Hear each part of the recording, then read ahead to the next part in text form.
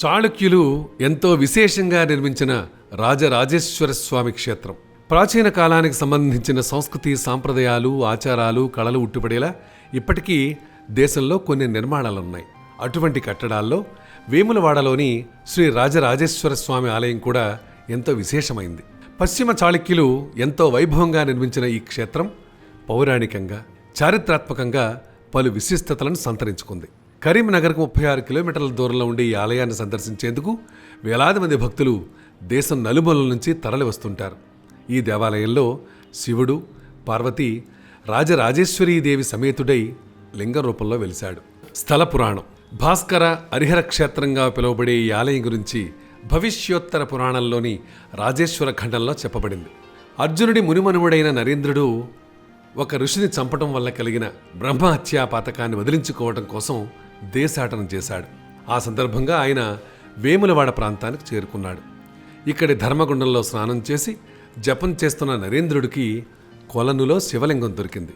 ఆ లింగాన్ని కొలను సమీపంలో ప్రతిష్ఠించి పూజలు నిర్వహించగా శివుడు ప్రత్యక్షమై అతన్ని బ్రహ్మహత్యా పాతకం నుంచి విముక్తి కలిగించాడని పురాణగాథ. ఆ శివలింగమే ఇప్పుడున్న మూల విరాట్. ఇతర విశేషాలు. ఆలయంలో కొలువై ఉన్న శ్రీ రాజరాజేశ్వర స్వామి మూల విరాట్ కుడివైపు శ్రీ రాజరాజేశ్వరీదేవి, ఎడంవైపు శ్రీ లక్ష్మీ సహిత సిద్ధి వినాయక విగ్రహాలు ఉంటాయి. ధర్మగుండం కోనేటిపై 3 మండపాలు నిర్మించబడ్డాయి. మధ్య దానిపై ఈశ్వరుని విగ్రహం ప్రతిష్ఠించబడింది. ధ్యానముద్రలో ఉన్న శివుని విగ్రహం చుట్టూ 5 శివలింగాలుంటాయి. పురాతత్వ ఆధారాల ప్రకారం ఈ దేవాలయాన్ని పశ్చిమ చాళుక్యులు నిర్మించారని తెలుస్తోంది. ఆనాడు ఈ ప్రాంతాన్ని పాలించిన మొదటి నరసింహుడుకు రాజాదిత్య అనే బిరుదుండేది. అతని పరిపాలన కాలంలోనే నిర్మితమైన ఈ ఆలయానికి అతని బిరుదు పేరిట ఈ పేరు వచ్చిందని భావిస్తున్నారు. ఇక ఆలయ విషయానికి వస్తే శివరాత్రి రోజున 100 మంది అర్చకులతో మహాలింగార్చన జరుగుతోంది.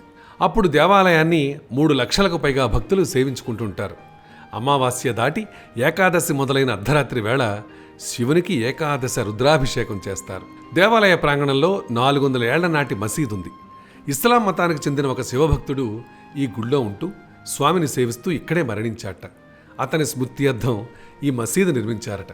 దేవాలయంపై ఉన్న కొన్ని శిల్పాలు జైన, బౌద్ధ సంస్కృతులను ప్రతిబింబిస్తుంటాయి. అందుకే శైవులు, వైష్ణవులు, జైనులు, బౌద్ధులు తదితరుల వారు కూడా సందర్శించుకుంటుంటారు.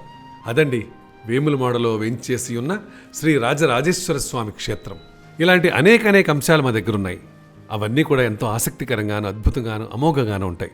ఇవన్నీ కూడా మీరు తెలుసుకోవాలి, చూడాలి అనుకుంటే సింపుల్గా మీరు చేయాల్సిందల్లా మా ఛానల్ని సబ్స్క్రైబ్ చేసుకోవడం, దాంతోపాటు మీ అమూల్యమైన సలహాని, సూచనని మాకు అందించడం.